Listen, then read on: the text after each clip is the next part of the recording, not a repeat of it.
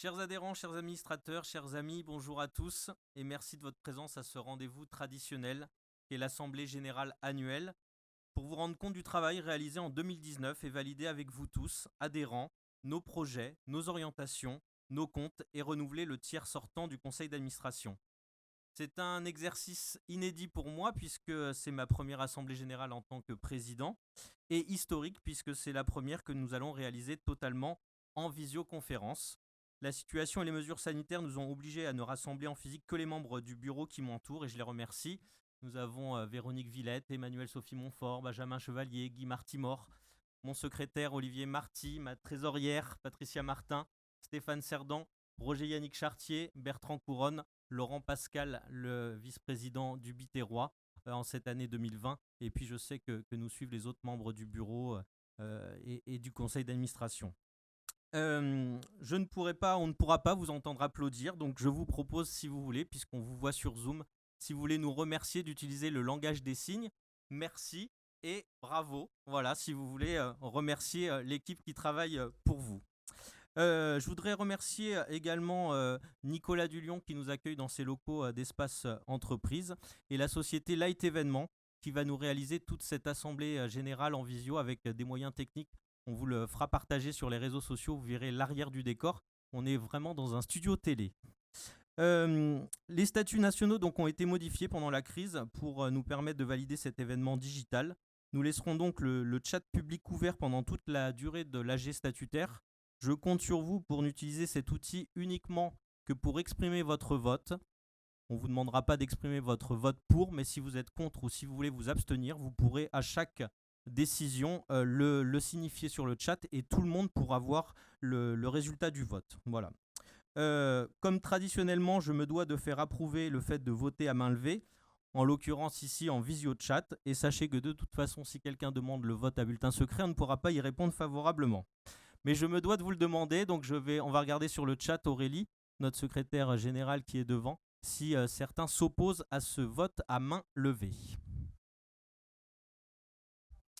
Personne, donc c'est validé. Je vous rappelle le programme. Nous allons dans un premier temps vous présenter et mettre au vote tous les points à l'ordre du jour de l'AG statutaire ordinaire qui présente les éléments de l'année 2019. Nous allons essayer d'aller assez vite puisque nous sommes déjà presque à la mi-année 2020. Il s'est passé beaucoup de choses depuis 6 mois et on a plus envie de se projeter que de parler du passé, mais nous devons valider bien sûr toute notre année 2019. Nous conclurons cet AG avec notre président régional Samuel Sett qui nous rejoindra en visio. Et puis nous ouvrirons notre seconde partie avec, pour lancer officiellement l'ouverture des candidatures des distinctions des entreprises responsables et engagées, projet qui nous tient à cœur. On aurait dû faire la remise normalement au mois de juin. Ce sera décalé. On vous présentera tout ce projet tout à l'heure avec tous nos partenaires. Et puis nous aurons la chance d'accueillir notre président national François Asselin en fin d'AG qui viendra nous faire un petit point et sur l'actualité et là aussi essayer de se projeter sur le futur. Voilà, si Aurélie le quorum est atteint, je déclare cette AG 2020 de la CPME Hérault ouverte. Le quorum est atteint. Alors, on va démarrer tout de suite avec le premier point à l'ordre du jour, l'approbation du rapport financier et l'approbation des comptes de l'exercice clos le 31 décembre 2019. Et je donne la parole à ma trésorière préférée, Patricia Martin. Et bonjour à tous.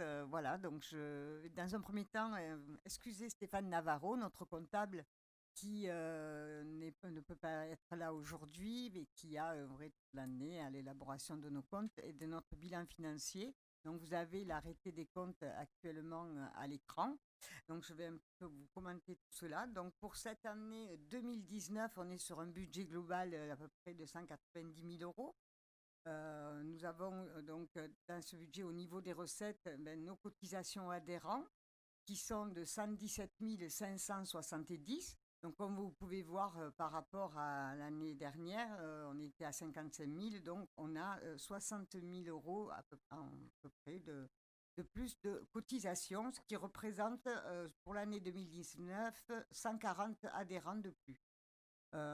Ensuite, nous avons les ressources partenaires qui ont également augmenté, puisque cette année, nous sommes à 58 128 euros. On était à 45 662 en 2018. Donc, ces ressources partenaires, ce sont déjà la CPME Occitanie, mais également nos partenaires que nous avons maintenant depuis bientôt 2 ans, qui sont le conseil départemental, le conseil régional, la Société Générale. Voilà. Après, vous avez au niveau de nos frais généraux, 92 144, bien sûr, qui ont augmenté par rapport à 2018, mais bon, on a eu quand même beaucoup d'actions, un peu plus au niveau de charges personnelles, on s'est tenu. Mais avec tout ça, donc, nous avons cette année un résultat de 31 609 euros. On était à 1227 en 2018. Donc voilà, on est arrivé à avoir une belle situation financière, sachant que là, maintenant, nous avons épuré certains passifs que l'on avait, dont nous avons vraiment des comptes très assainis. Voilà. Pour cette année 2020, donc je pense de belles perspectives avec ces résultats. Mais déjà, on a pu procéder à un recrutement, notre président nous en parlera. Donc voilà, on a fait une belle année financière pour l'année 2019. Merci Patricia. Je te remercie d'ailleurs au nom de tout le bureau et du CA pour le travail que tu fais à la trésorerie. On attend vos adhésions avec impatience pour l'année 2020, même si on sait que la situation n'est pas facile pour tout le monde. On a besoin de vous pour continuer à vous accompagner au quotidien. Avec notre équipe, effectivement, ce résultat nous a permis de prendre l'engagement pendant le Covid, pendant cette crise, de créer un CDI en plus pour accompagner notre secrétaire général. Il faut aussi dire que tous ces très bons résultats sont le fruit d'une belle collaboration avec la CPME Occitanie, puisqu'on a été même plus loin et depuis le 1er janvier, on a rejoint les locaux pour mutualiser les moyens et avoir beaucoup plus de cohérence là-dessus et notamment réduire les frais. Voilà un petit peu sur les comptes. On va laisser 10 secondes là aussi. S'il y a une question particulière, bien sûr, on y répondra. Et si le temps de voir s'il y a des questions, je vais mettre au vote l'approbation du rapport financier, l'approbation des comptes de l'exercice de 2019. Est-ce que vous donnez quitus à notre trésorière? Qui vote contre ou qui s'abstient? Vous pouvez envoyer pendant 10 secondes sur le chat si vous souhaitez voter contre ou vous abstenir. Faire un petit décompte. Aurélie, a priori, il n'y a rien qui arrive. Donc les comptes sont approuvés à l'unanimité. Je vous remercie. Vous pouvez applaudir. Hein. Allez, donc on passe au report à nouveau.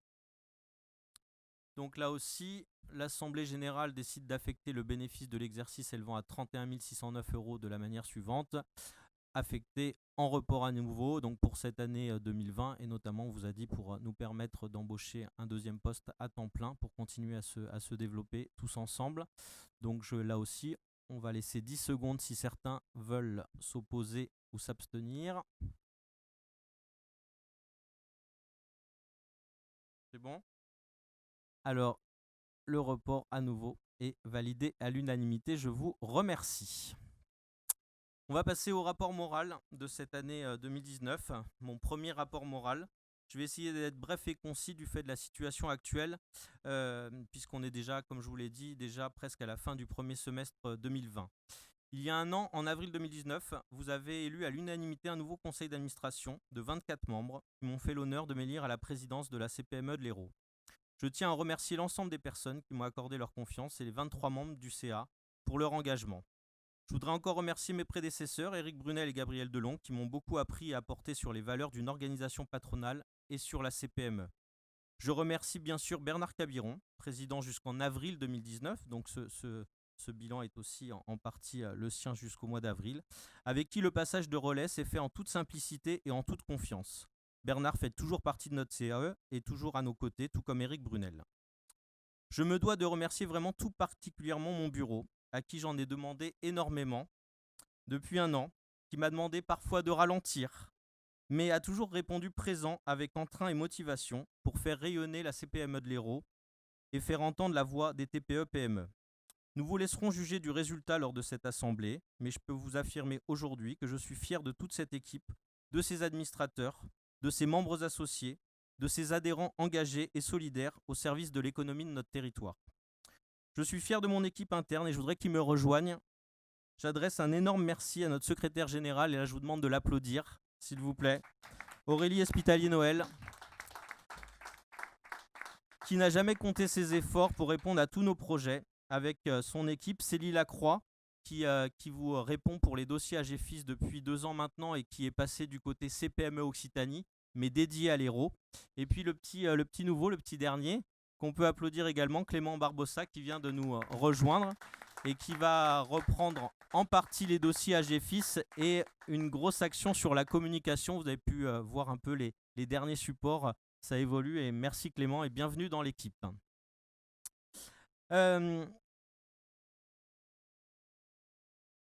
Ce projet 2019-2020, nous voulions porter avec cette nouvelle équipe un projet ambitieux, décentralisé, rationnel, responsable, solidaire et innovant. Cela prend encore plus de sens à l'heure où je m'adresse à vous.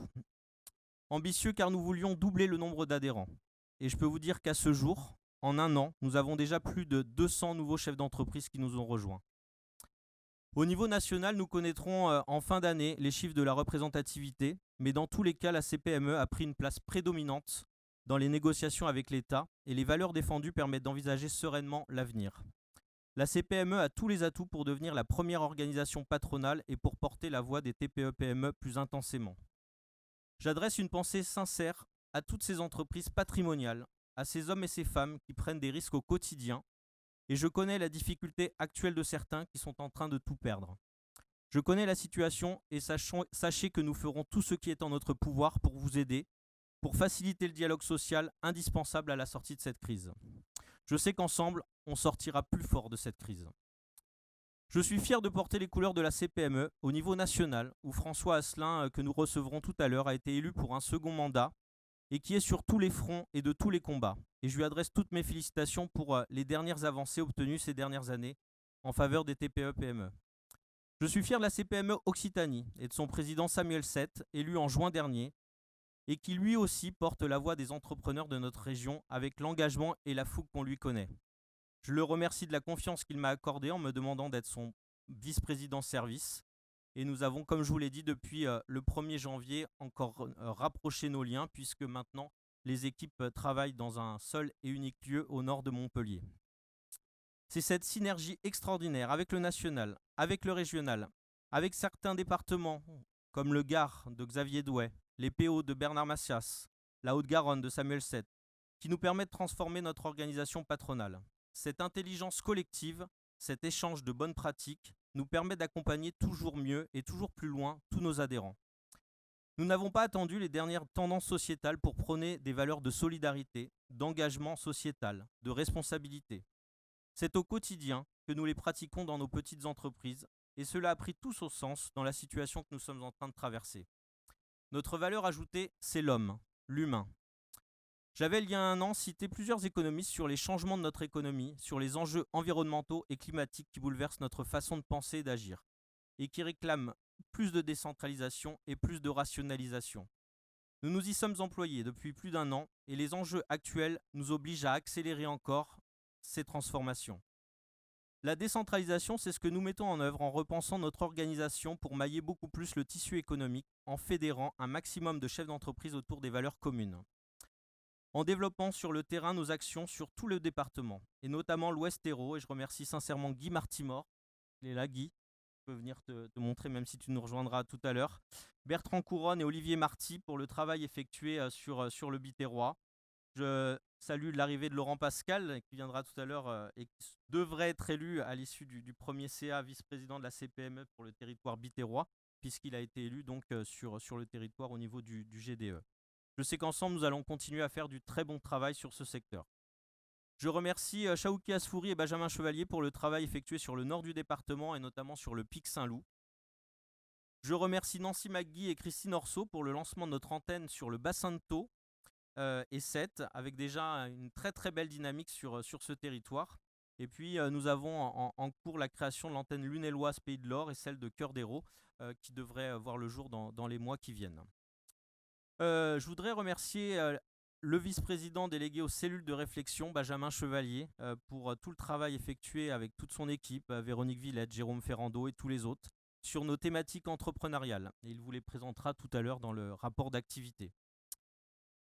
Un grand merci également pour la commission syndicale menée par Emmanuel Sophie Montfort et accompagnée de Stéphane Cerdan sur les mandats, avec un fort accent cette année mis sur la relation avec nos mandataires, sur la communication de leur travail. Rendez-vous compte qu'en 2019, c'est plus de 5000 heures de travail bénévole au service des entreprises que nos mandataires ont effectué. On reviendra dessus tout à l'heure, mais c'est l'équivalent de 5 personnes à temps plein qui défendent au quotidien tous nos adhérents, avec nos permanents bien sûr. Je remercie aussi les 2 femmes de cœur de mon bureau qui se sont démenées avec toute leur énergie pendant cette crise. Cathy Garcia, présidente de l'UPSO Héros et donc pharmacienne et qui s'est battue sur ce secteur. Et Caroline Bouvier, ma vice-présidente à l'artisanat, qui a fabriqué des masques dès le départ et qui porte un très très beau projet solidaire de production locale textile, d'ailleurs avec d'autres membres de la CPME, projet Yannick Chartier, Muriel Fournier, etc. Un grand merci également donc à Bertrand Couronne, vice-président de la CMA, qui se bat pour l'artisanat lui aussi au quotidien avec d'autres membres de notre CA comme Laurent Sintès. Merci beaucoup pour le travail effectué pour les artisans. Je voudrais faire un focus également sur le Club des jeunes entrepreneurs repris par Muriel Fournier et Myrène Lafourcade qui nous apporte une énergie et un dynamisme extraordinaire. Un grand merci à elles. Je vous parlais de rationalisation.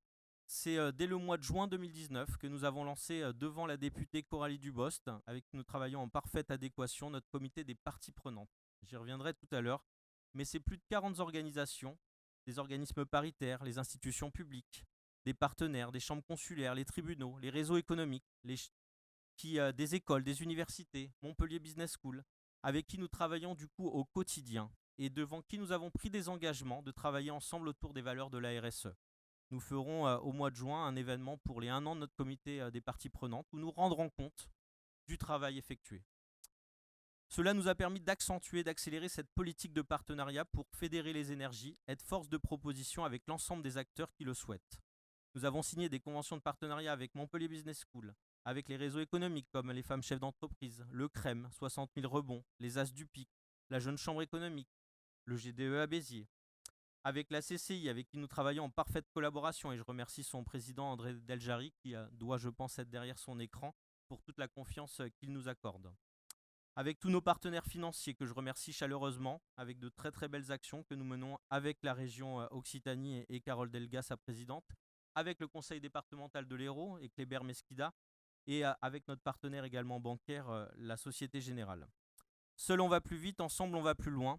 Nous devons continuer de repenser collectivement à rationaliser nos actions pour ne plus travailler en doublon, pour améliorer l'efficacité de chaque action, pour être plus responsable sur les impacts sociétaux et environnementaux. Pour finir, nous avons continué à travailler sur l'innovation des services aux adhérents en proposant un vrai parcours d'intégration, en proposant un comité d'entreprise pour eux et leurs salariés, et ça c'est la nouveauté de l'année 2020 avec votre adhésion, en permettant de développer votre réseau d'affaires. Et on a bien compris pendant cette crise qu'on avait besoin d'être solidaire et de faire travailler les entreprises du territoire. Et donc maintenant, vous pouvez avoir un annuaire en ligne, vous pouvez vous contacter pour développer les relations professionnelles. Nous avons l'année dernière organisé des rencontres d'affaires, des rencontres business. Nous avons proposé plus de solidarité en mettant à disposition un pôle d'experts avec toujours plus d'expertise au service de nos adhérents. Et je voudrais d'ailleurs remercier largement tous les adhérents qui se sont mobilisés dans notre cellule Covid pendant 2 mois, qui ont été tous les jours derrière leur écran pour répondre à toutes les questions et pour accompagner les entreprises. Et c'est ça la solidarité de la CPME. Et bien sûr, un grand remerciement à tous nos mandataires qui, au quotidien, dans les différents organismes paritaires, dans les tribunaux de commerce, au tribunal des prud'hommes, et on sait qu'ils vont avoir sans doute beaucoup de boulot malheureusement à la sortie de crise, se sont démenés pour accompagner tous nos adhérents. Chacun d'entre vous peut apporter sa pierre à l'édifice. Nous avons besoin d'être de plus en plus nombreux pour faire entendre la voix des TPE-PME. On compte sur vous, vous savez qu'on est une association. La situation n'est pas facile, mais on vous a démontré tout l'intérêt, je pense, pendant cette période d'être adhérent à un syndicat. Donc on a besoin de pouvoir avoir encore plus de poids pour aller négocier et faire entendre notre voix. Vous l'aurez compris, nous avons accéléré la transformation de notre organisation patronale en innovant dans notre manière d'être force de proposition permanente, en fédérant toutes les énergies créatives, en rationalisant nos actions pour les rendre plus responsables, plus solidaires, pour mettre en avant le travail de toutes ces femmes et hommes qui entreprennent chaque jour pour la réussite collective de notre économie et de nos entreprises, et donc pour gagner la bataille de l'emploi, et Dieu sait si elle sera compliquée sans doute dans les mois à venir. Rejoignez-nous donc pour penser ensemble le monde d'après avec notre cellule Et demain naître et renaître. Et je remercie Roger Yannick Chartier de son engagement sur cette réflexion.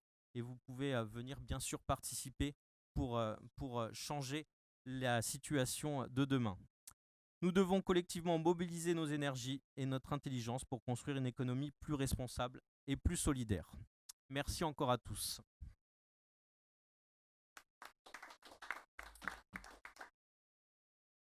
S'il n'y a pas de questions, on va mettre au vote le rapport moral.